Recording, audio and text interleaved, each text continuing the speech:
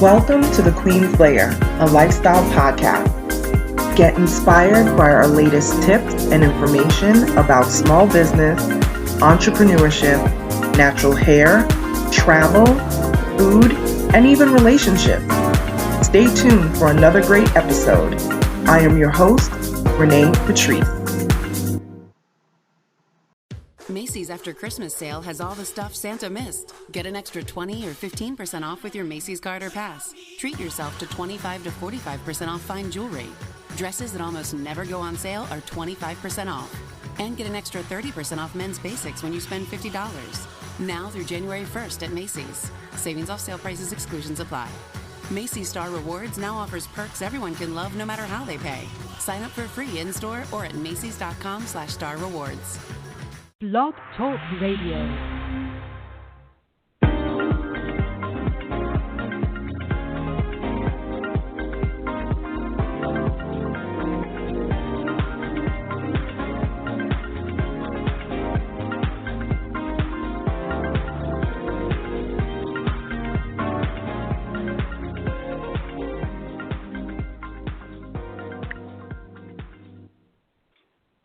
Hey everyone, welcome to the Queen's Lair.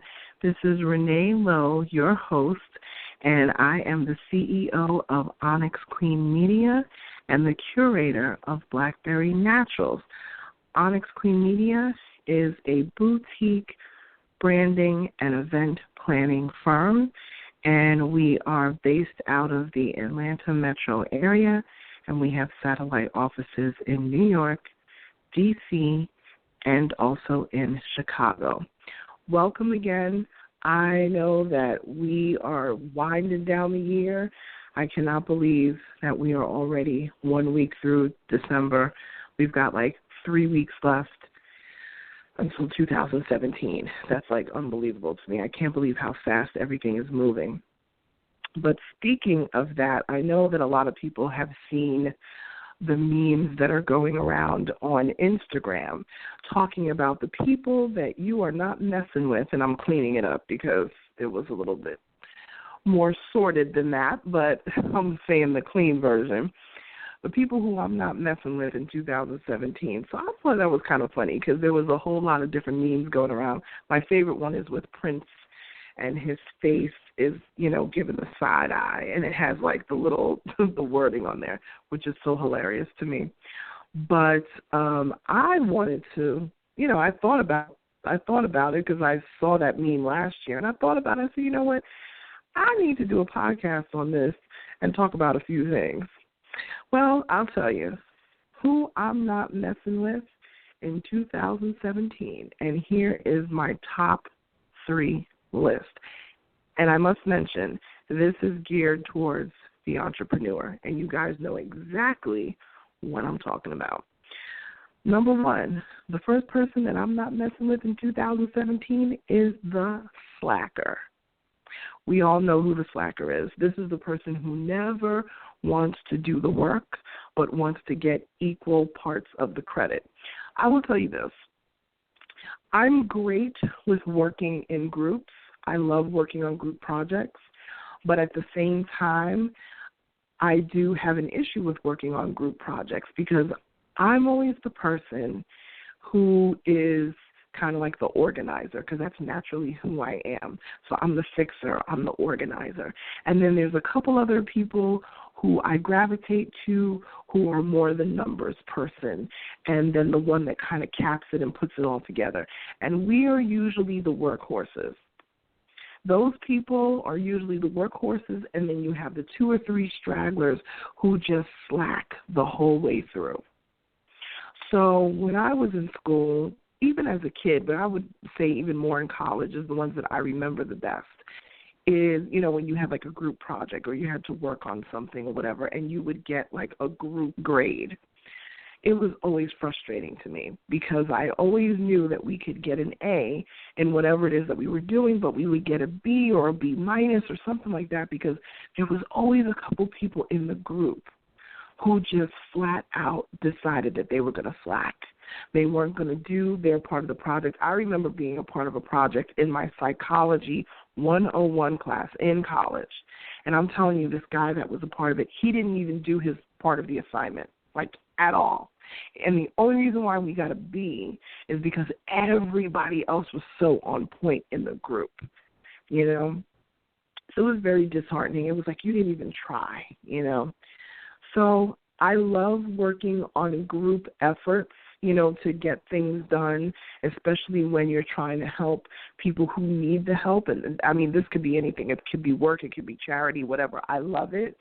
But I also don't like when people come around for a photo op, you know, where they do their volunteer work for photo ops, you know, and then they blast across social media what they did and where they volunteered. And, you know, there's nothing wrong with putting stuff out there about what your company is into and what your company is doing. But when it turns into a situation where it's just a photo op and it's really not something that you continue to support throughout the year, you know, people in shelters and people, you know, children that need warm lunches or whatever it is, that goes on all year round, not just during the holidays. You know what I mean? You have to be involved all year round. Pick some sort of charity, whatever it is, and support them throughout the year. Go to their events, because when you buy tickets for their events, a portion of those proceeds are probably going to go to, you know, the research for the cancer or the lupus or the sickle cell or whatever it is that you want to support, you know. So that is one thing that I really have a tough time with is people who slack, the slackers of the world. So that's one. My second person who I will not be messing with in 2017 is the narcissist. Oh, my dear narcissists out there. I'm going to come at it from the standpoint of people who think they're so narcissistic to believe that they think you need them to succeed. If it wasn't for them, you wouldn't be where you were. I'm all about giving credit where credit is due, but when somebody puts themselves so high to say, you need to do it this way, you need to do it that way, like there's not another way to do things, like there's not another avenue to get to that other, you know, street on the other side of town. There's a million different ways to get to the end point. And when people stand in your way and say, well, this is the way you need to do it, no, you need to do it the way that's going to work best for you. I can only give you advice, even with my clients. I tell them what I feel is best based on what I've seen in said situations. But in the end, it's going to be up to them to make the decision. I never look at myself and say, well, if you don't do it this way, it's not going to succeed. I just tell them if I've had a personal experience with whatever it is they're trying to do, I tell them my personal experience and say, well, it may be different for you because I'm a different person than they are. So something that may have been difficult for me to achieve may be very easy for them to achieve, and vice versa. So never be on this narcissistic level that you alone are the only, you know, yellow brick road. Okay? Never, ever think that you're the yellow brick road. All right? The third and final person that I am not taking into 2017 is the shot callers. Oh, yes, the shot callers. By shot callers, I mean the people who promise you the world. I know this person. I know that person. I'm going here. I'm going there. I'm going to get you in the door here, there, and everywhere. Okay? And then if they do get you in the door, then they feel like you are forever indebted to them. I put you on. I gave you this. I gave you that. Now you feel like you owe them for the rest of the time. You know, these are the people who talk big all day about the connections that they have. And maybe they do have those connections. But let me tell you something. You're not the only one that has connections. There are plenty of people. I see it all the time. I'm just going to talk about the things I see on Instagram because Instagram is life to everybody pretty much. So let's just talk about what we see on Instagram. I see a whole bunch of folks posing with celebrities, this, that, and the other.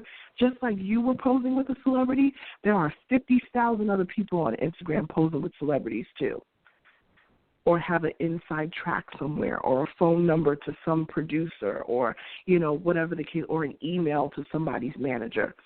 If you have it, chances are there's 90 other people in your timeline that have it too. I see people out there who they work with one celebrity, and then all of a sudden they are connected to the celebrity as a celebrity chef. They are a celebrity wrangler. They are a celebrity publicist, or they are a celebrity brand, executive, or whatever the case may be. And you have never even really worked directly with that person.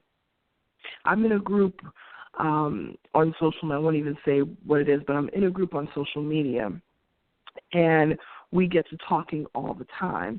And there was a complaint from one of the folks in the group. It's like, stop claiming people as your clients.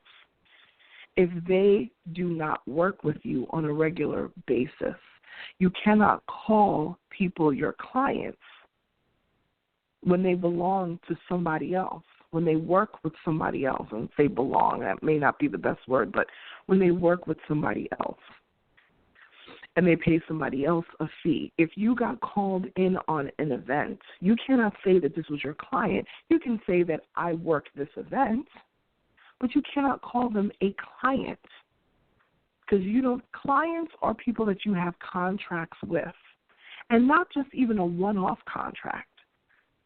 This has to be an ongoing situation.